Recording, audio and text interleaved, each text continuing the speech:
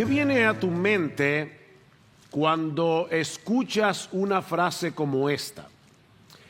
No trates de huir, porque no podrás escapar de mí.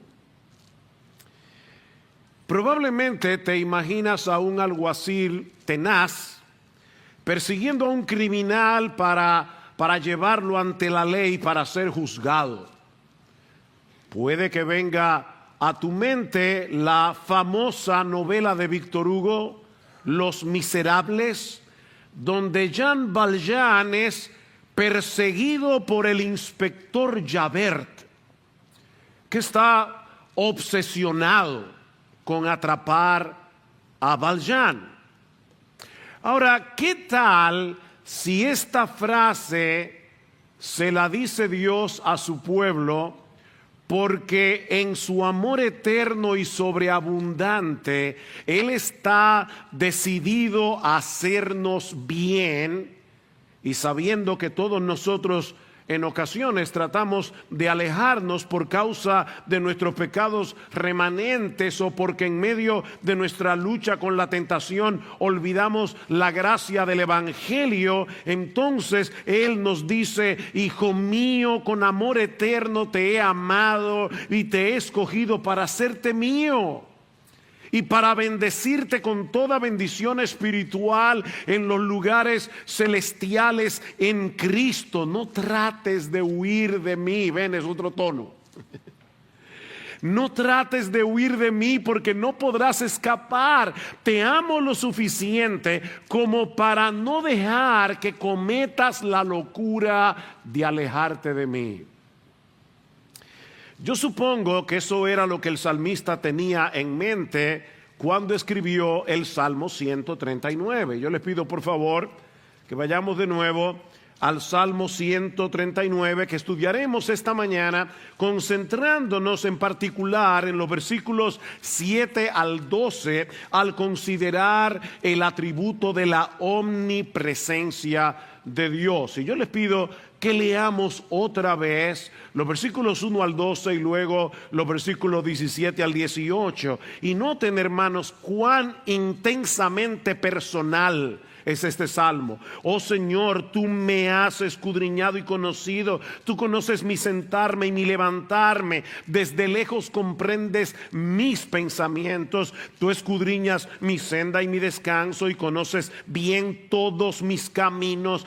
Aún antes de que haya palabra en mi boca, he aquí, oh Señor, tú ya la sabes toda. Por detrás y por delante me has cercado y tu mano pusiste sobre mí. Tal conocimiento es demasiado maravilloso para mí. Es muy elevado, no lo puedo alcanzar. Y aquí está nuestro texto de hoy. ¿A dónde me iré de tu espíritu? ¿O a dónde huiré de tu presencia? Si subo a los cielos, he aquí, allí estás tú. Si en el Seol preparo mi lecho, allí estás tú. Si tomo las alas del alba y si habito en lo más remoto del mar, aún allí me guiará tu mano y me asirá tu diestra.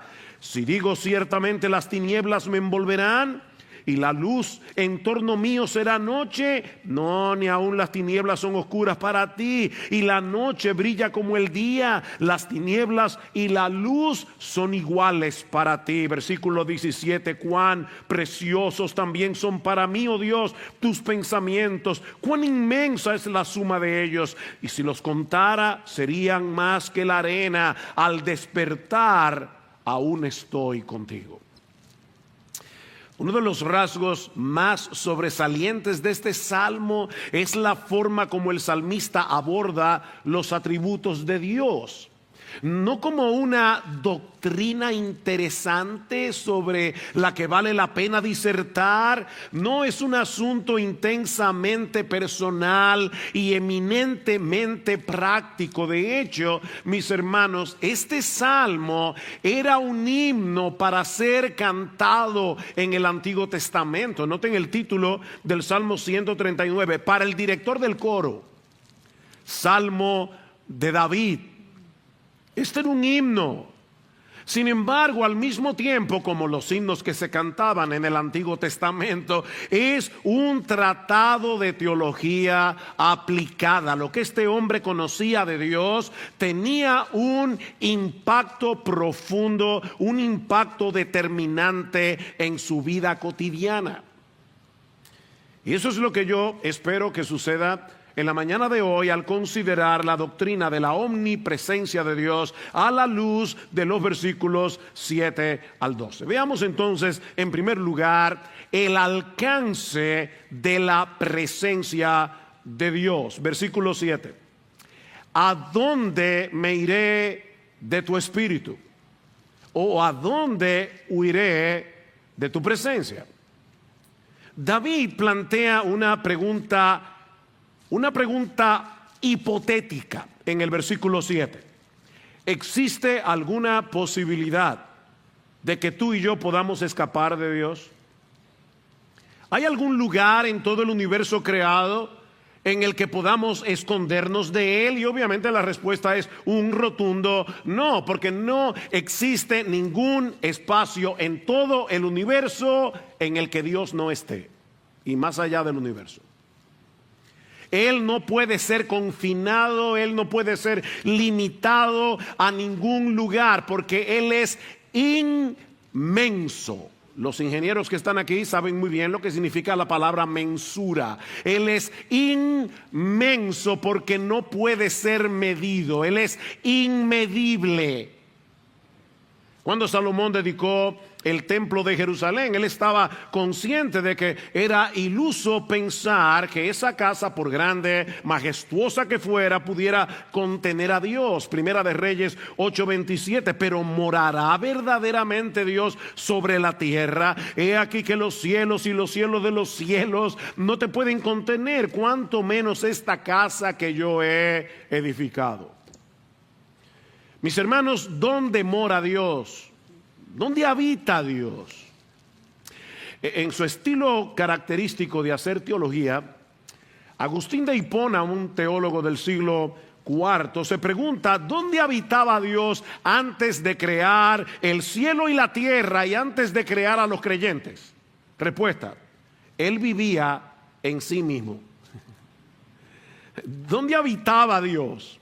Él vivía en sí mismo, o como lo dijo otro teólogo, Dios es su propio hogar. O sea, solo en la inmensidad de Dios puede habitar el Dios infinito. Ahora, cuando hablamos de la omnipresencia de Dios, y aquí les pido, niños, que pongan mucha atención a esto que yo voy a decir ahora. Cuando hablamos de la omnipresencia de Dios, lo que estamos diciendo no es únicamente que Dios sea tan y tan y tan grande que Él llena todo el espacio. Obviamente, Él es así de grande. Él lo llena todo.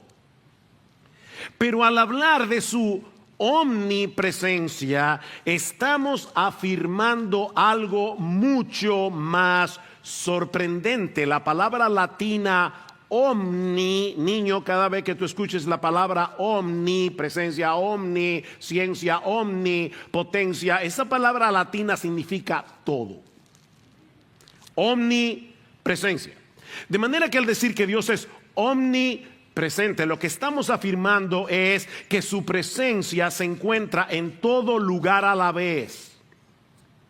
Dios está en todas partes simultáneamente al mismo tiempo. De ahí la pregunta del salmista en el versículo 7: ¿a dónde huiré de tu espíritu? ¿A dónde huiré de tu presencia? Esa palabra hebrea, como hemos dicho ya, significa cara. ¿A dónde me iré de tu cara? Yo estoy aquí en el púlpito predicando la palabra y mi voz a través de estos mecanismos, ¿verdad?, está llenando todo este espacio. Pero yo sigo aquí y solo puedo estar consciente de lo que veo con mis ojos y en un sentido, en un grado menor de lo que yo puedo escuchar con mis oídos. Si algo pasa aquí detrás, yo voy a estar consciente de lo que está pasando hasta cierto punto, aunque no sé lo que está pasando. Pero ese no es el caso de Dios. Mis hermanos, recuerden lo que veíamos la semana pasada. Todo lo que hay en Dios es Dios, porque Él no está compuesto de partes. Y por lo tanto, donde quiera que Él está allí con todo su ser, con toda su esencia, con todos sus atributos. O sea, vuelvo y repito, no es que Dios es tan y tan y tan y tan grande que lo llena todo. Él es tan y tan y tan grande que lo llena todo. Pero lo que significa la omnipresencia es que en todo lugar está todo Dios con todo su ser y con todos sus atributos al mismo tiempo. Jeremías 23:23. ¿Soy yo un Dios de cerca, declara el Señor, y no un Dios de lejos? ¿Podrá alguno esconderse en escondites de modo que yo no lo vea, declara el Señor? ¿No lleno yo los cielos y la tierra, declara el Señor? Ustedes recuerdan lo que hicieron Adán y Eva cuando pecaron contra Dios y oyeron su voz en el huerto. Dice la Escritura que trataron de esconderse de Dios.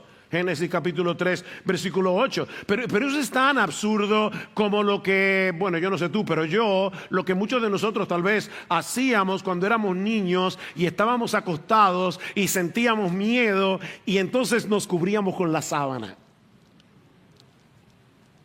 Tremenda protección. La sábana no era precisamente el mejor escondite. Niños, óyame, ese no es el mejor escondite en caso de que entre un ladrón. Bueno, pues así de absurdo es pensar que nosotros podemos huir de Dios, porque Él no solo trasciende el espacio, sino que está presente con todo su ser, en todo lugar, al mismo tiempo. Omnipresente. ¿Ven? No es solo inmenso, es omnipresente. Y eso es lo que el salmista está resaltando aquí a través de una serie de contrastes. Versículo 8, si subo a los cielos, he aquí, allí estás tú. Y si en el Seol preparo mi lecho, allí estás tú. O sea, en un intento de escape vertical, yo puedo tratar de subir hasta lo más alto o puedo tratar de descender a lo más bajo, pero eso es completamente inútil porque Dios está en los dos extremos y en todo lo que hay en el medio. ¿Ven cómo repite dos veces? Allí estás tú, allí estás tú. O yo puedo intentar un escape a nivel horizontal, no solo vertical. Pero el resultado sería el mismo. Versículo 9. Si tomo las alas del alba y si habito en lo más remoto del mar, aún allí me guiará tu mano y me asirá tu diestra. ¿Por dónde se levanta el sol? Se levanta por el este. Y desde la perspectiva de Israel, si ustedes tienen el mapa en su cabeza, el mar Mediterráneo, que es el mar al que alude el salmista, aquí se encuentra en el oeste.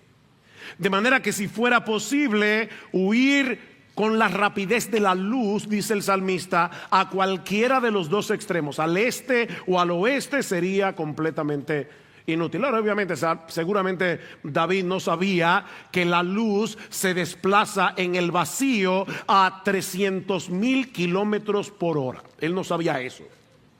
Pero él sí sabía que ningún objeto conocido se mueve más rápido que la luz. Cuando llegan los primeros rayos de la aurora, inmediatamente todo el horizonte se llena de luz. Desde un extremo hasta el otro, con una velocidad asombrosa. Bueno, mis hermanos, David está diciendo, si aún fuera posible subirse en uno de esos rayos de luz y tratar de huir lo más lejos posible en el horizonte, ni aún así podría salir del alcance de la mano de Dios. Y esa fue la lección que Jonás aprendió a la mala cuando quiso evadir la encomienda de ir a predicar a Nínive y se embarcó para dirigirse ¿a dónde? Al extremo opuesto, a Tarsis, probablemente a las costas de España. Pero allí, en ese barco, en medio del Mediterráneo, Jonás se encontró cara a cara con el Dios omnipresente. Pero el salmista quiere agotar todas las posibilidades. Así que se pregunta si acaso podríamos ocultarnos de Dios bajo el manto de la oscuridad y de la noche. Versículo 11. Si digo ciertamente las tinieblas me envolverán y la luz en torno mío será noche, ni aun las tinieblas son oscuras para ti, y la noche brilla como el día. Las tinieblas y la luz son iguales para ti. Todo intento de escapar es inútil, porque Él no solo trasciende el espacio, Él también trasciende la luz y las tinieblas. Si pudieras esconderte en el lugar más oscuro del mundo, el Dios omnipresente y omnisciente te vería y te escudriñaría como si estuvieras en el Estadio Quisqueya y mucho más. En el lugar más iluminado del planeta. Dice el salmista en el Salmo 98, oigan esto: has puesto nuestras iniquidades delante de ti, nuestros pecados secretos a la luz de tu presencia. Nuestros pecados secretos a la luz de tu presencia. Es imposible escapar de la presencia de Dios, porque en Él vivimos, nos movemos y existimos. Le dijo Pablo a los atenienses en Hechos 17:28. Y el autor de la carta a los Hebreos dice en Hebreos 4:13 que no hay cosa creada oculta a su vista, sino que todas las cosas están al descubierto y desnudas ante los ojos de aquel a quien tenemos que dar cuenta. Como dice C.S. Lewis, podemos ignorar la presencia de Dios, pero no podemos evadirla en ninguna parte, porque el mundo está lleno de Él. Y me encantó esta última línea: Él anda por todas partes de incógnito. Tú no lo ves, pero Él está ahí. Él anda por todas partes de incógnito.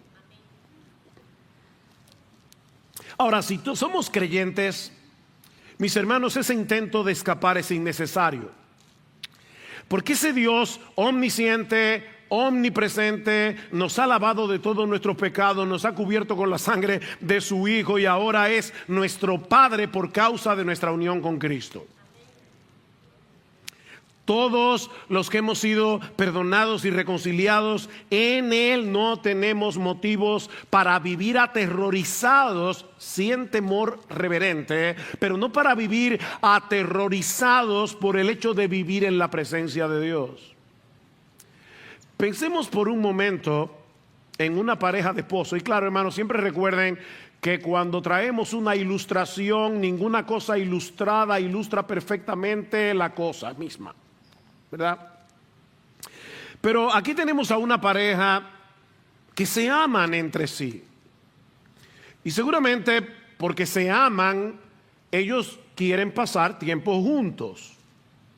No me imagino a un esposo, ¿verdad?, que ama profundamente y genuinamente a su esposa, pensando: qué fastidio con esta mujer. Quiere estar pegada de mí todo el tiempo, y cuando la tengo a mi lado, entonces no puedo libremente mirar a otras mujeres. ¿Qué problema? ¿Se imaginan eso? Bueno, así de absurdo sería si alguien que profesa conocer al Dios lleno de gracia, lleno de bondad, que en Cristo ha venido a ser nuestro Padre, y aún así quiere mantenerlo lejos o a una distancia prudente para pecar tranquilo. Para el creyente no existe un privilegio más grande ni un consuelo más profundo que el hecho de saber que estamos en la presencia de Dios. Estemos donde estemos, la mano de Dios nos guía, la mano de Dios nos sostiene, como dice David en el Salmo 139. Y en el Salmo 16, David dice que en la presencia de Dios hay plenitud de gozo, delicias a su diestra para siempre. Es el incrédulo el que sí tiene razones de sobra para vivir aterrado ante la presencia de Dios. Porque si bien es cierto que Dios está completamente presente en todo lugar, con todos sus atributos, eso no significa que su presencia se manifieste de la misma manera en todo lugar y circunstancia. Lo que nos lleva a nuestro segundo encabezado. Ya vimos el alcance de la presencia de Dios. Veamos ahora en segundo lugar las manifestaciones de la presencia de Dios. Las manifestaciones diversas de la presencia de Dios. Todo Dios está en todo lugar, pero obrando de diversas maneras. Y yo puedo poner una ilustración aquí. Vamos a suponer que nosotros tenemos un padre humano trabajando desde su casa en su computadora. Pero al mismo tiempo la esposa salió y le pidió que vigilara al bebé. Así que él está trabajando en la computadora y al mismo tiempo velando por su bebé de 1 año que está durmiendo en la cuna, y al mismo tiempo pendiente del teléfono porque en cualquier momento su esposa lo va a llamar para decirle que ya terminó su diligencia y que la vaya a buscar. Fíjense, este papá como empleado está presente en ese lugar trabajando. Como padre está presente cuidando a su bebé. Y como esposo está presente pendiente de su esposa. Pero es un solo hombre. Bueno, eso es un ejemplo humano, ¿verdad? En un sentido infinito, Dios está presente en todo lugar, pero haciendo un montón de cosas a la vez, y algunas de ellas muy diferentes entre sí. Es por eso que el teólogo Wayne Grudem nos dice que si bien es cierto que Dios está presente en todo punto en el espacio con todo su ser, sin embargo Dios actúa en formas diferentes en diferentes lugares. En ese sentido podríamos decir, sintetizando esto al máximo, que la presencia de Dios se manifiesta de 3 maneras: sustentando su creación, juzgando y castigando a los impíos y bendiciendo a los suyos con toda bendición espiritual. Dios está haciendo eso, todo eso al mismo tiempo, en todo lugar. Primero, Dios está presente en todo lugar, en todo el espacio que te puedas imaginar, sustentando su creación. Todas las cosas creadas se mantienen existiendo y funcionando porque Dios está allí. No son las leyes de la naturaleza, ese es el nombre que los hombres le ponen para tratar de explicar lo que está haciendo Dios, pero es Dios el que está sosteniendo cada estrella, es Dios el que está sosteniendo cada planeta, es Dios el que está sosteniendo toda su creación al mismo tiempo.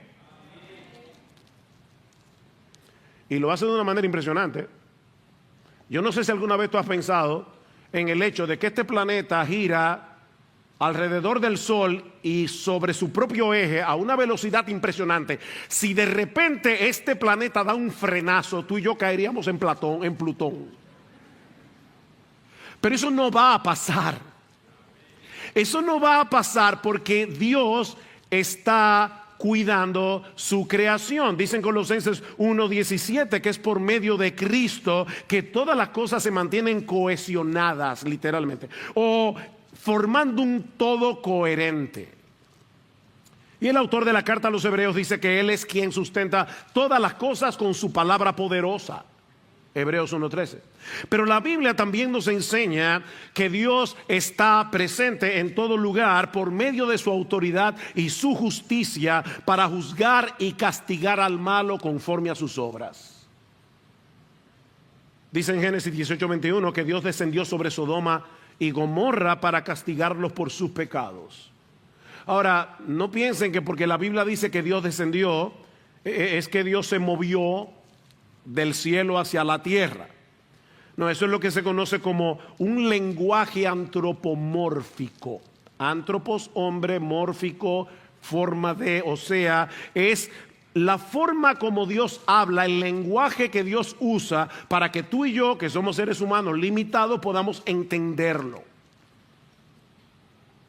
Lo que esto quiere decir es que el Dios omnipresente había decidido traer sus justos juicios sobre Sodoma y Gomorra por causa de su maldad. Él siempre estuvo allí, pero en ese momento Él decidió juzgar a la ciudad y castigarlos por sus pecados.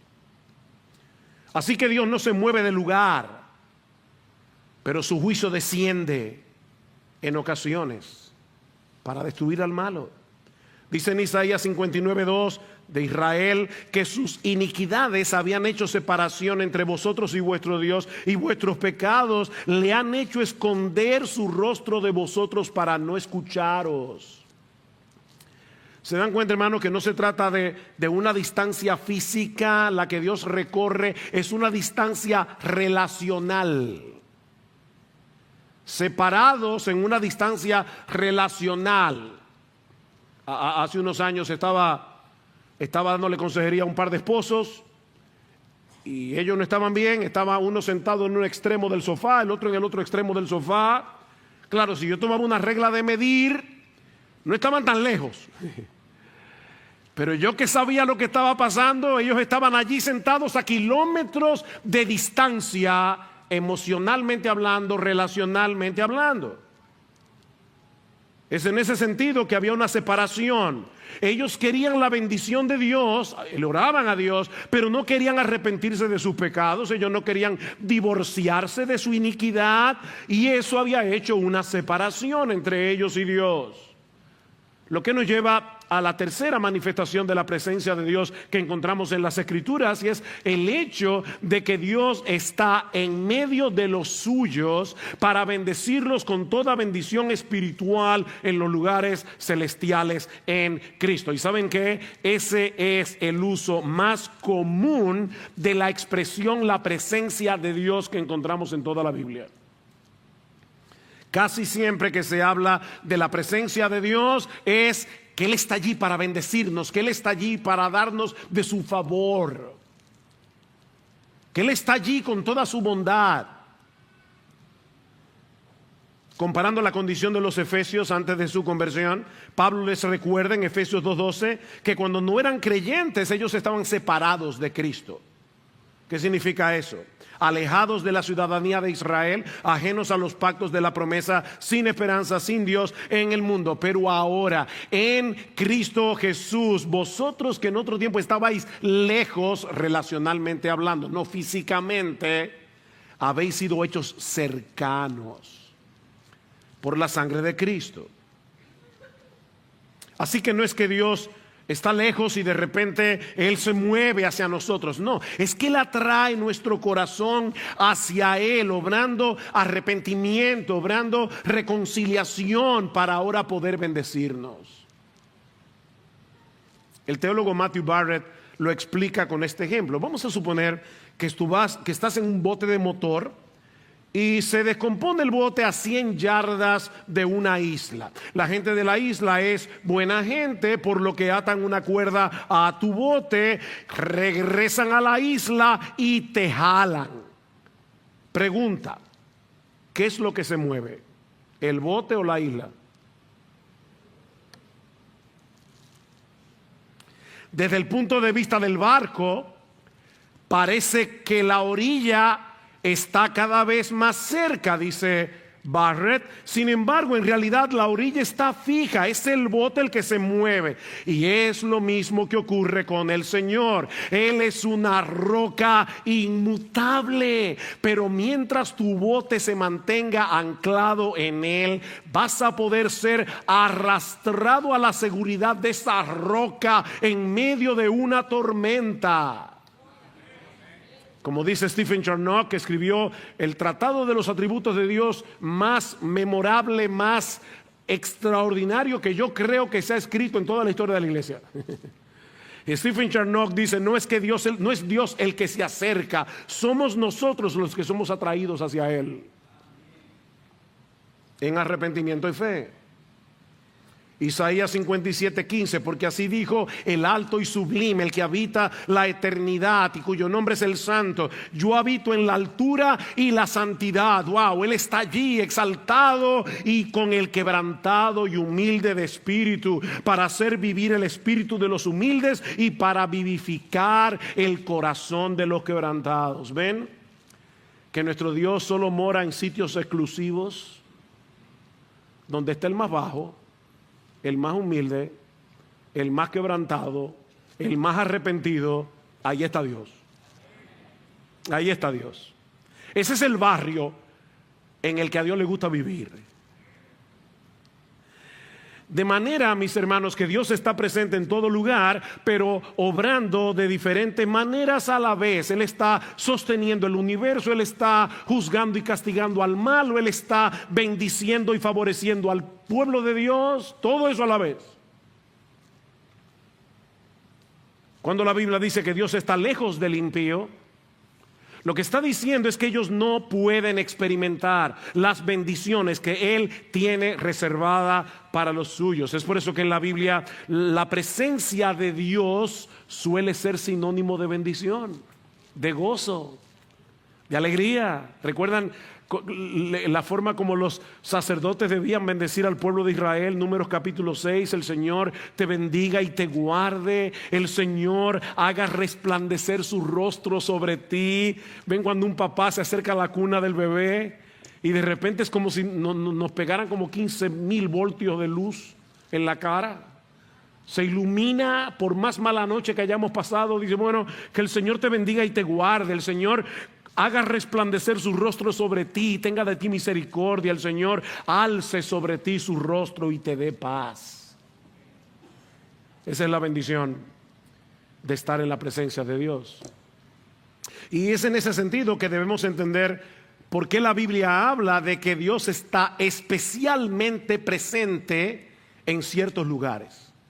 Lo vemos en el huerto del Edén, dice que Dios se paseaba por el huerto al aire del día. Lo vemos en el tabernáculo, lo vemos en el templo. No es que una mayor esencia de Dios estuviera en el jardín o en el tabernáculo o en el templo, pero Dios venía a bendecir a su pueblo en esos lugares de una forma especial, al revelar su carácter por medio de su adoración y por medio de su palabra. Y todo esto, el huerto, el tabernáculo, el templo, no era más que un anticipo de lo que habría de suceder en Cristo y por causa de su obra. Lo que nos lleva a nuestro tercer encabezado: la presencia de Dios en el nuevo pacto.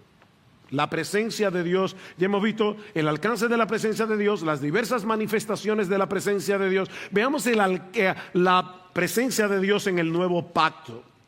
Mis hermanos, ¿cuál ha sido en la historia redentora la manifestación más gloriosa, más extraordinaria, más hermosa, más sublime, más maravillosa de Dios? Tiene un nombre: Jesucristo. Jesucristo. ¿Cómo le llamó el ángel en Mateo capítulo 1? Emmanuel. Emmanuel, Dios con nosotros. A través del Antiguo Testamento, Dios había hecho una serie de pactos con su pueblo, promesas a las que Dios le había añadido juramento. Eso es un pacto. ¿Y cuál era, mis hermanos amados, la promesa esencial de todos esos pactos? Yo seré vuestro Dios, ustedes serán mi pueblo. Pero la versión que más me gusta, si se puede decir alguna, ¿verdad?, que me guste más que otra, es la de Levítico 26, capítulo 12. Andaré entre vosotros y seré vuestro Dios y vosotros seréis mi pueblo. Mis hermanos, ¿a qué le suenan estas palabras? Andaré entre vosotros, a la introducción del Evangelio de Juan. En el principio era el Verbo, y el Verbo era con Dios, y el Verbo era Dios. Versículo 14, y aquel Verbo fue hecho carne y habitó entre nosotros. Literalmente puso su tabernáculo de carne entre nosotros y vimos su gloria, gloria como del unigénito del Padre, lleno de gracia y de verdad. Lo que Mateo y Juan quieren hacernos ver es que en Cristo se cumplen plenamente todas esas promesas de los pactos del Antiguo Testamento, porque en Él habita corporalmente toda la plenitud de la deidad. Colosenses 2:9. Todo Dios en Cristo. La segunda persona de la Trinidad, Dios el Hijo, se hizo hombre para morir por nosotros en una cruz y reconciliarnos con Dios, de manera que ahora tú y yo pudiéramos disfrutar la bendición de su presencia en nuestras vidas. Pero eso no termina ahí. Cristo ascendió a los cielos después de su muerte y de su resurrección. ¿Nos dejó solos? Yo nos dejaré huérfanos. Yo vendré a vosotros por medio de mi Espíritu. Cristo envió su Espíritu para hacer de nosotros templos del Dios viviente. ¿Recuerdan cómo comienza Juan 14? No se turbe vuestro corazón. ¿Creéis en Dios? Creed también en mí. En la casa de mi Padre muchas moradas hay. Pero ¿saben qué ahora les dice Cristo más adelante? En lo que ustedes llegan a esa morada, yo voy a traer mi morada a ustedes por medio de mi Espíritu. El que me ama, mi palabra guardará, y mi Padre le amará, y vendremos a Él y haremos morada con Él por su Espíritu. Nosotros somos el templo de Dios. Su morada está en nosotros por su Espíritu, mientras aguardamos con expectativa el cumplimiento de Apocalipsis 21:3. He aquí el tabernáculo de Dios con los hombres, y Él morará con ellos, y ellos serán su pueblo, y Dios mismo estará con ellos como su Dios. Enjugará Dios toda lágrima de los ojos de ellos, y ya no habrá muerte, ni habrá más llanto, ni clamor, ni dolor. ¿Se imaginan eso, hermanos? Porque las primeras cosas pasaron. ¿Y saben por qué no habrá más llanto, ni más dolor, ni más lágrimas, ni más tristeza? Porque Dios está allí presente. Ese es el clímax de la vida bienaventurada, cuando podamos disfrutar de la presencia de Dios en cuerpos glorificados, sin el estorbo del pecado, por los siglos de los siglos. ¿Se dan cuenta, mis hermanos, la importancia que tiene esta doctrina para nuestras vidas aquí y ahora? Vivimos en la presencia de Dios, coram Deo, frente a Dios. Tú y yo vivimos en la cara de Dios. Y eso tiene enormes implicaciones. Lo que nos lleva a nuestro último encabezado, y que veremos mucho más brevemente: las aplicaciones prácticas de la presencia de Dios. En primer lugar, mis hermanos, esta doctrina es fundamental para nuestra lucha contra el pecado y para nuestro crecimiento en santidad. Recordar que tú y yo vivimos en la presencia de un Dios 3 veces santo será un poderoso incentivo para decirle que no al pecado, para decirle que no a las tentaciones. Todo lo que hacemos, no solo lo hacemos en la cara de Dios, sino teniendo a Dios morando en nuestro corazón si somos cristianos. ¿O ignoráis que vuestro cuerpo es templo del Espíritu Santo? 1 Corintios 6:19, el cual está en vosotros, el cual tenéis de Dios, y que no sois vuestros, porque habéis sido comprados por precio. Glorificad pues a Dios en vuestro cuerpo y en vuestro espíritu, porque ambos son de Dios. En segundo lugar, esta doctrina es un gran consuelo en medio del dolor. Un gran consuelo, hermanos, la mano de Dios. La mano de Dios está sobre nosotros en todo momento y circunstancia, pero de manera particular en medio del sufrimiento. Claman los justos y el Señor los oye. Óyeme, tus suspiros no le son ocultos a Dios. Yo no sé a ti, pero hay momentos, ha habido momentos en mi vida en que yo estoy tan afligido que yo no puedo articular palabra. Y más de una vez me he visto a mí mismo diciéndole a Dios: Señor, no puedo orar.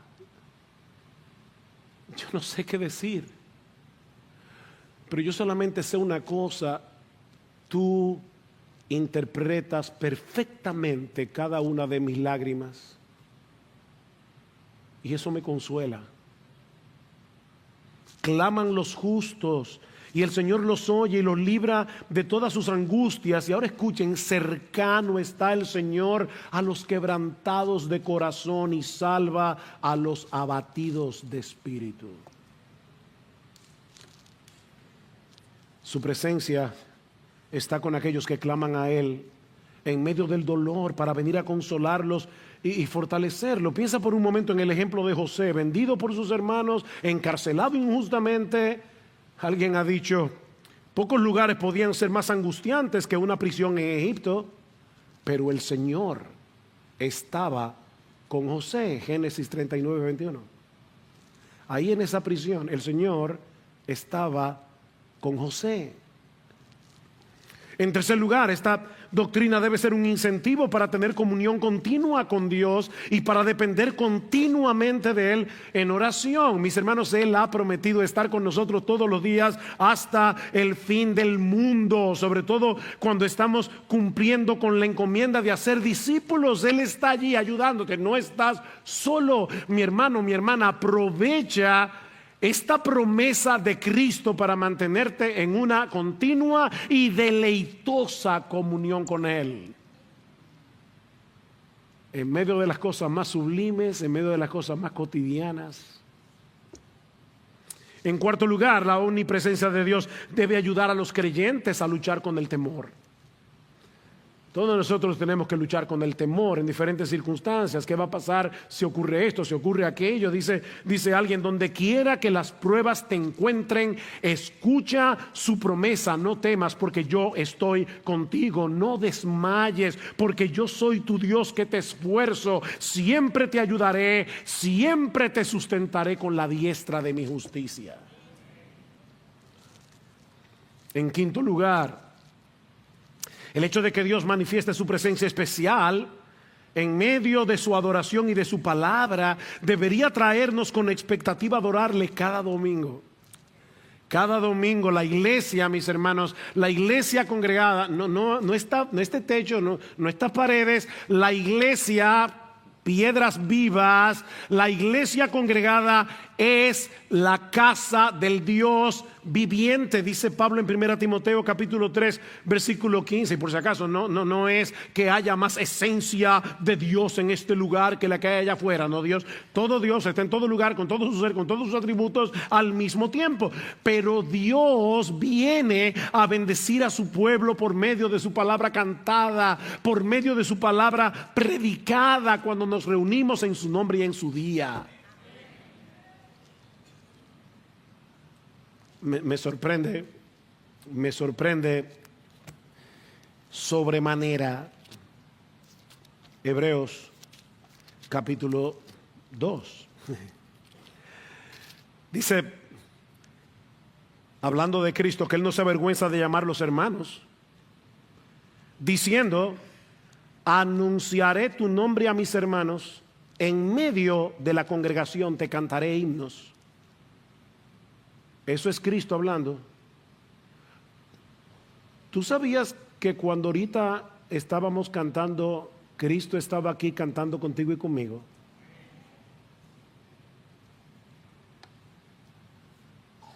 Cristo se hace presente en medio de su iglesia y acompaña a sus redimidos a cantar alabanzas a su Padre. Yo no sé a ti, pero a mí me sobrecoge. Cada domingo debemos venir a tiempo, cada domingo. Esto es un encuentro con el Dios del universo. Y con un corazón preparado para encontrarnos con Dios y escuchar su voz a través de su palabra predicada. ¿Saben lo que dice Cristo? El que a vosotros oye, a mí me oye. Cuando la palabra de Dios es fielmente predicada, nosotros estamos escuchando la voz de Dios. Este no es el momento para mirar el celular, este no es el momento para estar pensando en las cuentas que tengo que pagar a partir de mañana, ni la diligencia que tengo pendiente. Mis hermanos amados, nosotros tenemos que pedirle al Señor en oración: por favor, Dios, hazme consciente de que yo voy a un lugar donde tu presencia descenderá como en el monte Sinaí. Aunque yo no escuche la trompeta, aunque yo no vea la tierra temblando, aunque yo no vea el humo, Dios está aquí en este lugar.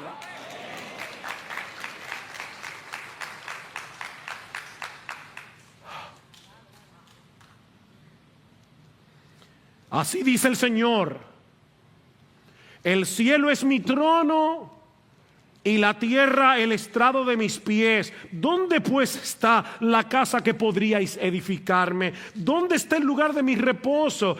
Todo esto lo hizo mi mano, y fue así que todas estas cosas llegaron a ser, declara el Señor. Pero ¿saben qué? A este miraré, al que es humilde y contrito de espíritu y que tiembla ante mi palabra.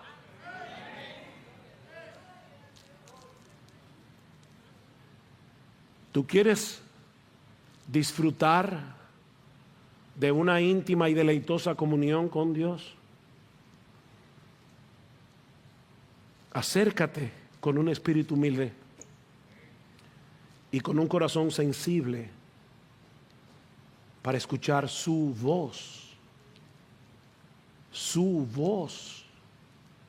a través de la exposición de su palabra. Y finalmente, la omnipresencia de Dios es una advertencia para todos aquellos que no conocen a Dios y continúan en su obstinación y su pecado. Mi amigo, recuerda que no existe un lugar en todo el universo en el que puedas esconderte de Dios.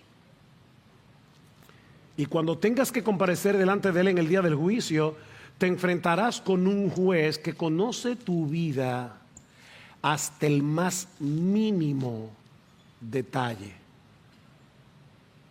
Pero ese Dios omnipresente hoy te ofrece en el Evangelio salvación en Cristo, solo por gracia, solo por medio de la fe. Así que, mi amigo, en vez de seguir tratando de huir de Él, huye hacia Él. No sigas huyendo de Dios, huye a Dios. Ven y refúgiate en Cristo por la fe, porque en Él hay perdón. Perdón y vida eterna por gracia. Probad y ved, esa es mi invitación para ti en esta mañana. Probad y ved que el Señor es bueno, pruébalo. Cuán bienaventurado es el hombre que en Él se refugia.